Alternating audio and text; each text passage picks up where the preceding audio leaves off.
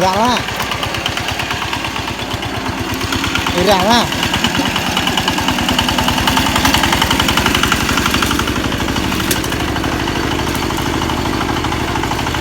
dao nó chạy luôn.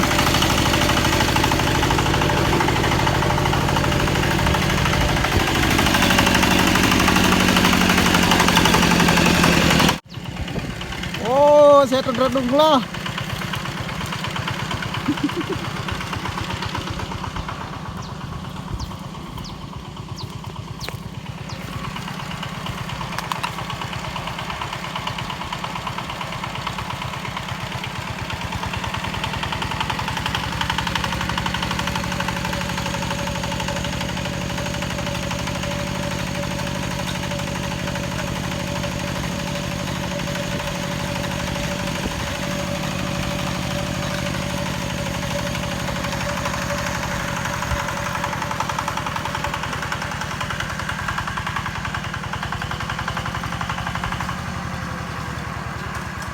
Cách này mà xuống dọc á mà phải từ đầu.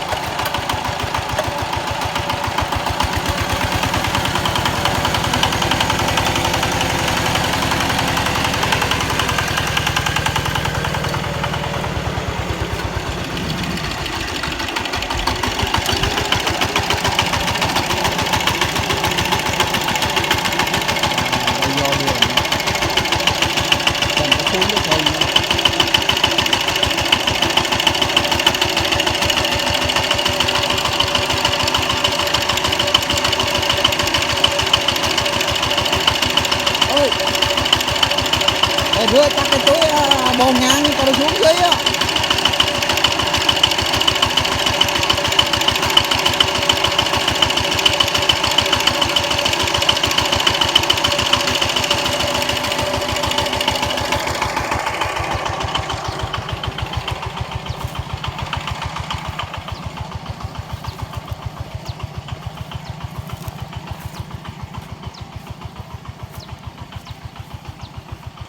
Cái này chủ tài xế đi cày ruộng mọi người ơi.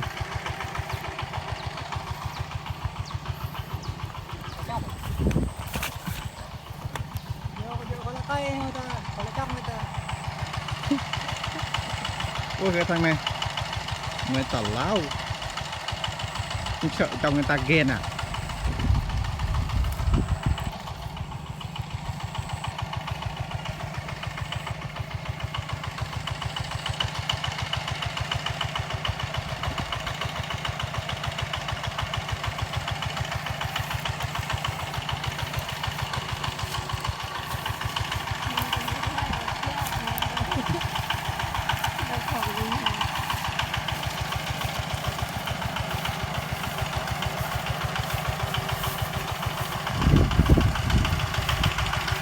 Anh lẹ có tay một tuy cái rong đây con clip người kìa.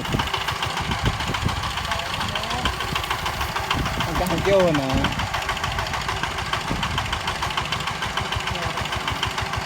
cho hả nè làm tắt đơn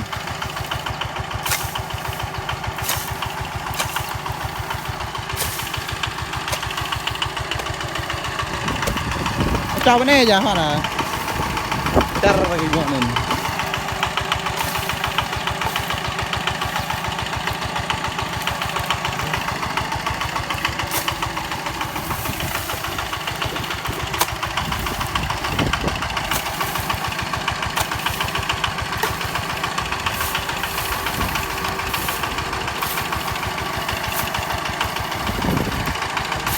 bỏ mudah mudah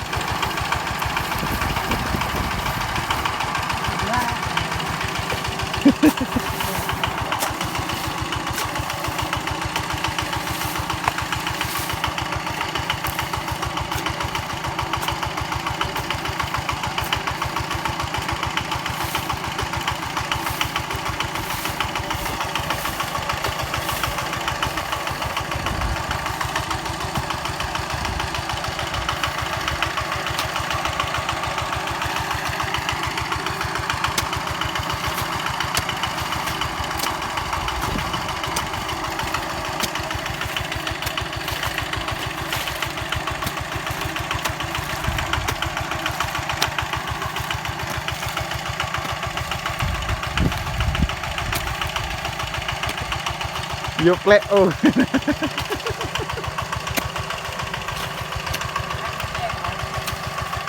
dục lẹ ô cái này dục lẹ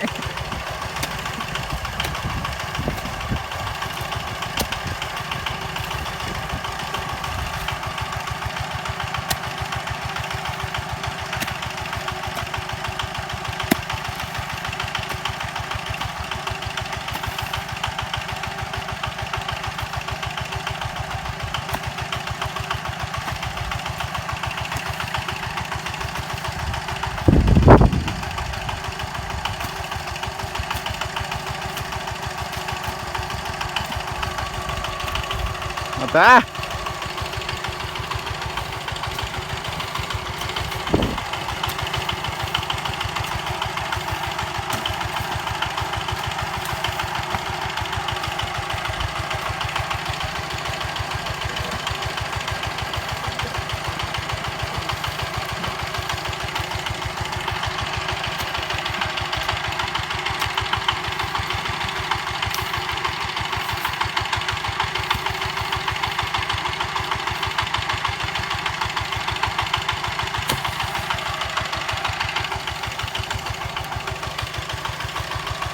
xuống dưới đây không biết nó có lún hay không ạ, các bạn đón xem nha.